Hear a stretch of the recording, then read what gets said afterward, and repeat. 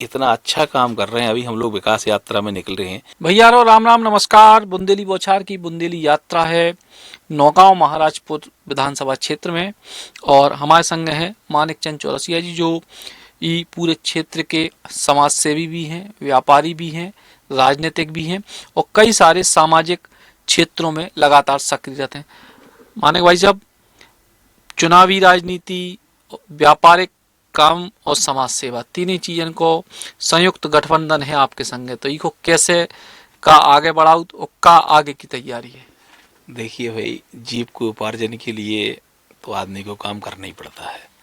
तो जीव को उपार्जन के लिए तो हमारा व्यापार चल रहा है, लेकिन राजनीति और समाज सेवा ये हमारे शौक हैं। और हम 1990 से लगातार दोनों क्षेत्रों में काम कर रहे हैं। हम बाल स्वयं सेवक के रूप में हमने अपना काम चालू किया था। जब हम 7 साल के थे तब हम संघ की शाखा में जाने लगे थे, और संघ की शाखा में जाते जाते समाज में व्यक्ति का जुड़ाव हो ही जाता है। और जब समाज में व्यक्ति का जुड़ाव होता है तो धीरे धीरे वो छोटी उम्र में रहते हुए भी समाज में उसकी एक पहचान बन जाती है। तो वहीं से हम लोगों का रुझान, चूँकि हमारी मित्र मंडली बहुत बड़ी थी, तो हम लोग फिर संघ के साथ साथ भारतीय जनता पार्टी में काम करने लगे थे। तो अब फिलहाल की जो वर्तमान परिस्थितियां हैं और इसके संग ही जो है भविष्य में, निकट भविष्य में चुनाव भी आवे वालो है, तो कुछ दावेदारी बन रही का? देखिए, जो भी व्यक्ति राजनीति करता है, हर व्यक्ति सोचता है कि हम भी चुनाव लड़ें। तो 2018 में भी हम लोगों ने प्रयास किया था कि महाराजपुर विधानसभा से यदि भारतीय जनता पार्टी हम लोगों के ऊपर विचार करे और अगर अवसर देती है तो चुनाव लड़ते। लेकिन 2018 में पुनः मानवेंद्र सिंह जी को टिकट दी गई थी। हम लोगों ने बहुत भरसक काम किया पार्टी के लिए, लेकिन अब ऐसा लग रहा है कि 2023 का चुनाव है और फिर से हम लोग पार्टी से मांग कर रहे हैं कि हम लोगों को अवसर मिलना चाहिए। हम लोग पीढ़ियों से काम कर रहे हैं भाजपा के लिए। तो ऐसे कौन से मुद्दा हैं या जो ऐसी कौन सी बड़ी चीज है जिनके आधार पे आप दावेदारी करें? कहा कि नौगांव महाराजपुर क्षेत्र में ढेरों दावेदार हैं, मतलब इतना है भाजपा में लेन लगी। देखिए, स्वाभाविक है, जो आदमी राजनीतिक क्षेत्र में काम करता है वो भी ये सोचेगा कि हम चुनाव लड़ें। और रही बात संख्या की कि ज़्यादा लोग दावे कर रहे हैं, तो उसके लिए क्या है कि महाराजपुर विधानसभा 40 साल से लगातार भारतीय जनता पार्टी यहाँ जीतती रही है। तो जो व्यक्ति सिटिंग एमएलए होता था, कोशिश भर उसी को अवसर मिलता था। 2008 तक महाराजपुर विधानसभा आरक्षित रही, 2008 में ये अनारक्षित हुई। तो गुड्डन भाई साहब नौगांव से चुनाव लड़े, फिर 2013 में मानवेंद्र सिंह जी चुनाव लड़े।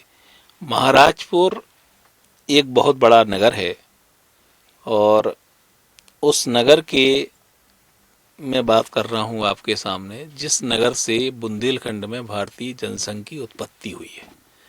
हमारे यहाँ के लोगों ने भारतीय जनसंघ से लेकर के भारतीय जनता पार्टी तक, यानी जब भारतीय जनता पार्टी का स्थापना दिवस मनाया गया उस समय हमारे यहाँ के असंख्य लोग मुंबई अधिवेशन में गए थे। महाराजपुर से उस समय बस गई थी, एक बस भर के लोग गए थे उस समय। आप 1980 की आप बात करिए, 6 अप्रैल 1980 को। तब से लेकर अब तक महाराजपुर विधानसभा के लोगों ने आरक्षित रहते हुए भारतीय जनता पार्टी को सतत जिताते रहे हैं। अब जब अनारक्षित सीट हो गई है तो हमारे क्षेत्र के लोगों का भी ऐसा सोचना है, जो वहाँ बरसों से पार्टी में काम कर रहे हैं, कि हम लोगों को भी अवसर मिलना चाहिए। उसमें मैं भी शामिल हूँ, अन्य लोग भी शामिल हैं।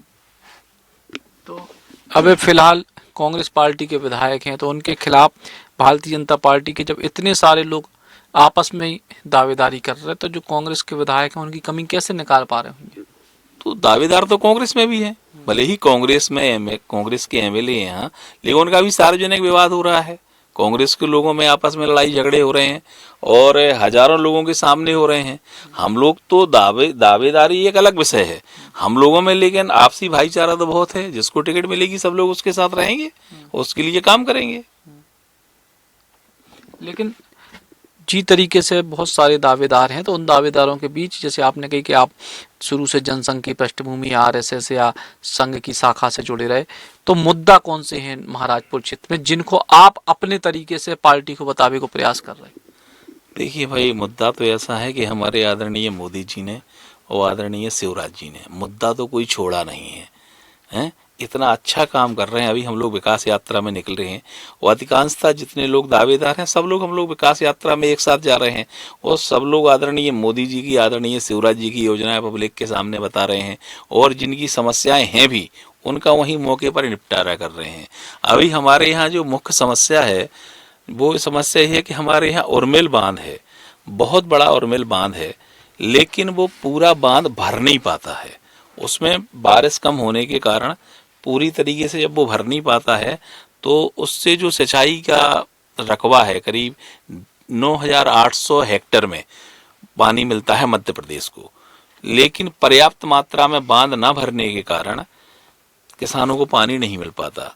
उस संबंध में हमने मध्य प्रदेश के मुखिया जी को भी, अपने छतरपुर के कलेक्टर महोदय को भी एक प्रपोजल बना करके दिया है कि धसान नदी वर्ष में 1 या 2 बार बह के निकल जाती है और धसान नदी का जो का नाम करके ईसानगर का क्षेत्र है और हमारा जो उर्मिल नदी है, उर्मिल नदी बूदौर ग्राम है एक, उसके तालाब का ओना है, तो उधर से पानी आता है और इधर जो बांध सुजारा बांध बना है धसान नदी पे, अगर वो पानी जो ओवरफ्लो आता है अगर उसको ईसानगर में उर्मिल नदी के कैचमेंट एरिया में डाल दिया जाए तो उर्मिल बांध को पर्याप्त मात्रा में पानी मिल जाएगा। और जब बांध में पानी मिल जाएगा तो जो नगर पंचायत क्षेत्र हैं, महाराजपुर है, गढ़ी मलेरा है, ग्राम पंचायत क्षेत्र हैं, वहाँ भी नल जल योजना जो आदरणीय मोदी जी की आ रही है उसके लिए पर्याप्त पानी हो जाएगा। तो हमारे यहाँ यदि अगर आप किसी समस्या को अगर देखते हैं तो वो यही है कि नहरों के दौरान पानी की सिंचाई की थोड़ी अभी समस्या है, उस पे काम होना चाहिए।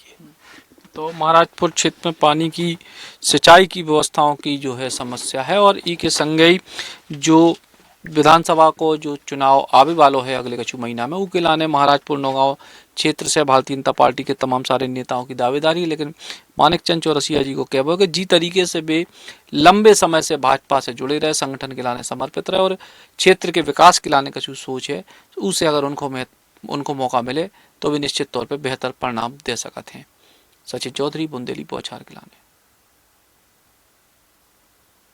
Eklavya University Damoh will guide you towards a bright future. 28 acres of lush green campus, largest campus of Bundelkhand, experienced and dedicated faculty. 50 future-ready courses taught in 12 different schools, separate courts and ground for sport, fully equipped lab and workshop, safe and fully equipped separate hostel for girls.